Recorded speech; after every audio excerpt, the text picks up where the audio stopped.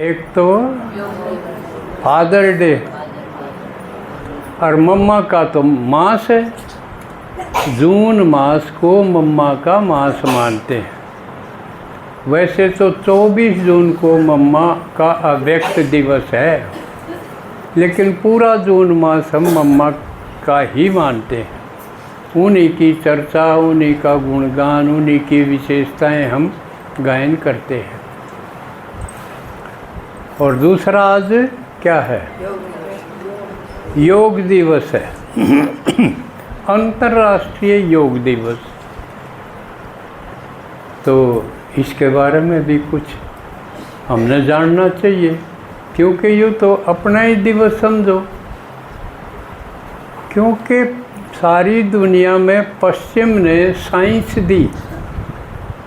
दूसरे देश जिसको हम पश्चिमी देश बोला, वेस्टर्न कंट्रीज बोला, उन्होंने दुनिया को साइंस दी।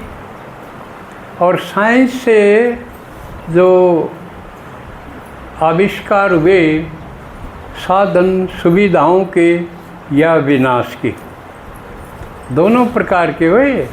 साधन सुविधाएं भी बहुत बनी। ये बिजली है, बल्ब है, ये और जितने हमारे घरों में ये रखे हैं साधन, टीवी है या एसी है, कितने हर एक घर में ये भरे पड़े हैं। तो ये ज़्यादातर खोज पश्चिमी देशों के वैज्ञानिकों ने की। तो कई बार यूँ लगा था भारत पिछड़ गया इन चीज़ों में, लेकिन ऐसा नहीं था। वो साधन सुविधाएं मनुष्य को दीर्घ काल का सुख शांति नहीं दे सकती, तो वो विनाश की तरफ मुड़ गए। तो पश्चिमी देशों ने विनाश के साधन बना दिए। आपस में लड़ना, हथियार बेचना, ये धंधा हो गया। लेकिन भारत ने क्या दिया? भारत ने जीने का ढंग दिया कि सुख और शांति और भाईचारा, आपस में प्रेम से जीवन कैसे जिया जा सकता है, सुखी जीवन। वो भी सुख के साधन थे जो साइंस ने दिए, लेकिन वो अल्पकाल के थे, असली सुख शांति नहीं दे सकते थे।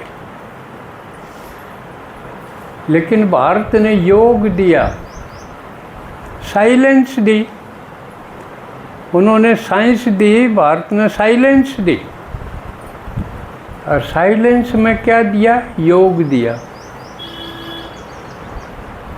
योग से क्या होता है? योग से रोग खत्म होते और साधन सुविधाओं से रोग बढ़ते हैं। आप इतने उसमें रहो सुविधाओं में, आपका पसीना ही नहीं आओगा, कई दिन तो आप बीमार हो जाओगे। शरीर की सारी जो क्रियाएं हैं वो प्रभावित हो जाएंगी, जो होनी चाहिए वो नहीं हो पाएंगी। लेकिन भारत के जो योगी थे, उन्होंने दुनिया को योग दिया। अब योग में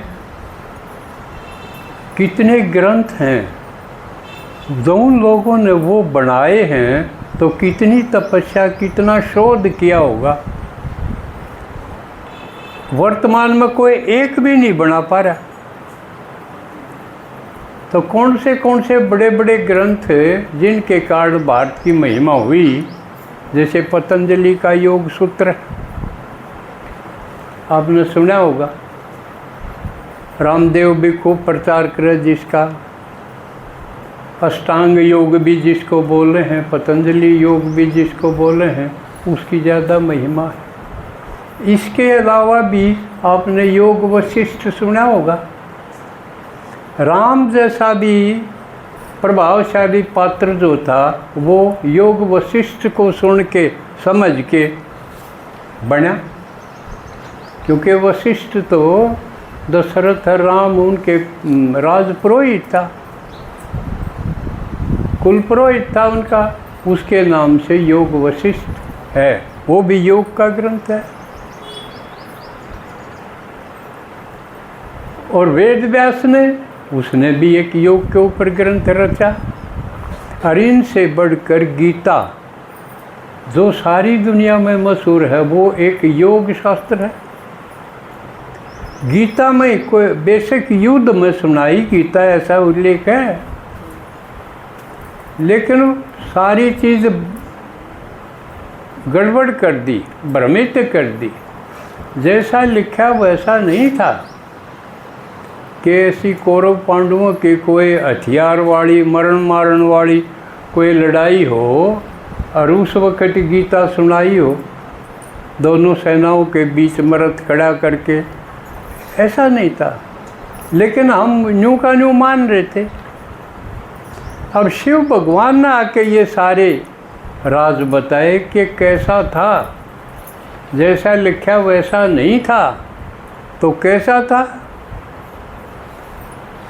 गीता क्या थी, किस टाइम थी, किसने सुनाई थी?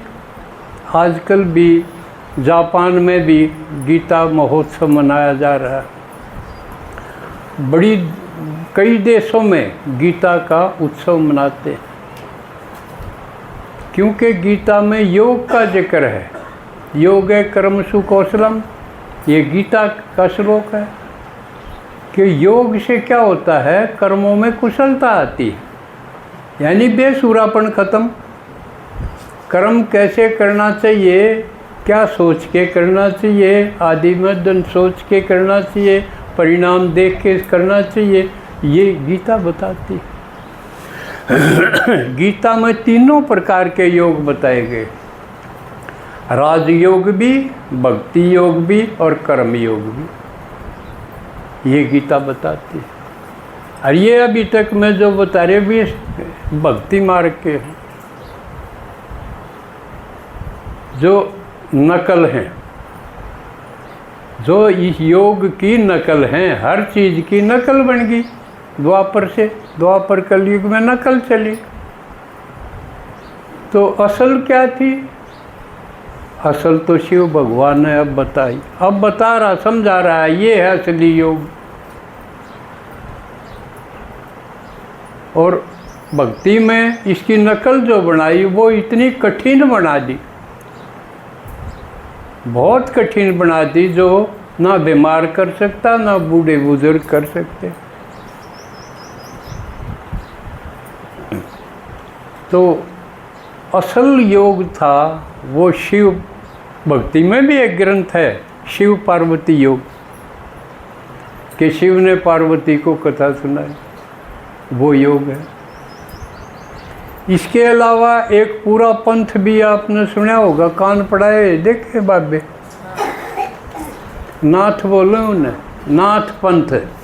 नाथ पंथ सारा ही योग के ऊपर है, हठ योग के ऊपर है। गोरख संगीता एक किताब है, उसमें नाथ पंथ का जिक्र है पूरा का पूरा। एक गेरंड संगीता है, एक गेरंड होया है योगी, उसकी लिखी हुई है गेरंड संगीता। तो इस प्रकार योग के इतने शास्त्र बने हुए हैं और इनके ऊपर लोगों ने काम किया है और प्राप्ति भी की है। थोड़ी बहुत तो प्राप्ति नकल से भी होती है और फायदा भी हो है इतना कि जो कर विवेकानंद था उसने भी लिखा है राजयोग के ऊपर। तो वो भी योगी था और दुनिया में प्रत्यक्ष होया कि उस सर्वधर्म सम्मेलन में उसने भारत का नाम ऊंचा किया। इसी प्रकार योगानंद भी योगी हुआ। वह भी एक लाइन थी, योग की ही लाइन थी, जिसमें लाड़ी माँ से हुआ, उसका युक्तेश्वर गिरी हुआ, योगानंद हुआ। उन्होंने भी भारत का नाम दुनिया में ऊंचा किया। लेकिन ये तो नकल से ही कर गए इतना काम तो। लेकिन शिव भगवान जो अब आया हुआ है सन 1936 से शिव भगवान ने ब्रह्मा बाबा के अंदर प्रवेश होके अपना खेल शुरू कर दिया और वो सारे मिलके भी उसका 2% भी नहीं कर पाए जो शिव भगवान ने अब सारी दुनिया में कि 140 देशों में और वो भी कन्या माताओं के द्वारा। सारा वंडरफुल खेल है भगवान का। तो ये योग जिन कदे कुछ भी ना बेरा था वो योगी बन गई। कितनी बहनें हैं कितने देशों में कमाल का प्रचार करती हैं। ऐसा कदे सोचा भी नहीं था कि हमारी इतनी बच्चियां इतनी बहनें इसी योगी हो जाएंगी। सारी दुनिया ने कान पकड़ लिए। जो महात्माएं हैं वो भी झुक गए। जो बाबा बताया करता आगे चल के ये महात्मा भी तुम्हारे आगे झुकेंगे, स्वीकार करेंगे कि असली योग तो तुम्हारा है। तो ये भगवान का खेल है। तो कितनी खुशी की बात है। हर एक यूँ सोचता कि मैं भी इसमें आ गया, मेरी भी इसमें गिनती है, तो इसमें राजी होने की बात। लेकिन सबका निश्चय नंबरवार है। भगवान सबको एक सा मार दे है, लेकिन हमारी प्राप्ति निश्चय के अनुसार नंबरवार है। अब जैसे एक उदाहरण दूँ मैं, आपकी दीदी सुमन दीदी, आप इनकी क्लास तो सुनते होंगे। लेटेस्ट अभी कल भी जो सुनाई, कितनी क्लासेस में दीदी ये बोलती है कि मैंने शिव भगवान से ब्याह कर रखा है, और एक भी कोई नहीं बोलती इतने खुला। किसी की क्लास में आवे है यो इतना खुला है कि मैंने भगवान शिव से ब्याह कर लिया, इसलिए मैं थारी माँ हूँ। किसी क्यों नहीं बोल सकते? और आप में से भी कोई नहीं बोल सकते, और जितने भी के हैं और भी नहीं बोल सकते इतनी ढंग से। कारण क्या है? निश्चय का फर्क है ना। जिसका 100% निश्चय होगा वो बोल सके है यूँ कि मैं सब की तारी माँ हूँ, क्योंकि मैं पार्वती हूँ। पार्वती हूँ तो शिव की सजनी हूँ। ये आपने देखा होगा ना, साथ भी जाओ हो, ऐसा कोई बोला है इतना ही? तो ये देखो निश्चय ऐसा होना चाहिए। प्रत्यक्ष जब कराएंगे आप भी बोला करो, लेकिन आपका समर्पण होना चाहिए पूरा। आपका तन मन धन और मन वचन कर्म अगर भगवान के प्रति होगा तो बोल सकोगे। अन्य इनको छोड़ के और किते किते रग होगी ना। ठीक है भाई, 60 न्यून भगवान का नहीं हो गया, 40 न्यून और किसी रिश्तेदार का नहीं हो गया, कुणबा का नहीं हो गया। बटके अगर बटके होगा तो नहीं कहा जाएगा। मेरी पैड़ा पसी चल, मैं भी कहा था रुके मार के मन भगवान मिला, चलो मिलाओ। ईब तो पाछे न्यू ना कह दियो हैं, किसी ने नहीं पेटा। गीत भी है ना अपना दक्षे गाया है। इवन पैड़ा पर दीदी चल रही है, तो ये आपके लिए बड़ी गर्व की बात है और सीखने की भी बात है। आप क्यों नहीं कहते ऐसा? क्योंकि आपकी निश्चय बटा है, पूरा को नहीं एक के प्रति। तो यो फर्क आपने देखा होगा। तो मुझे बड़ी खुशी है कि सही इसी रफ्तार पे आ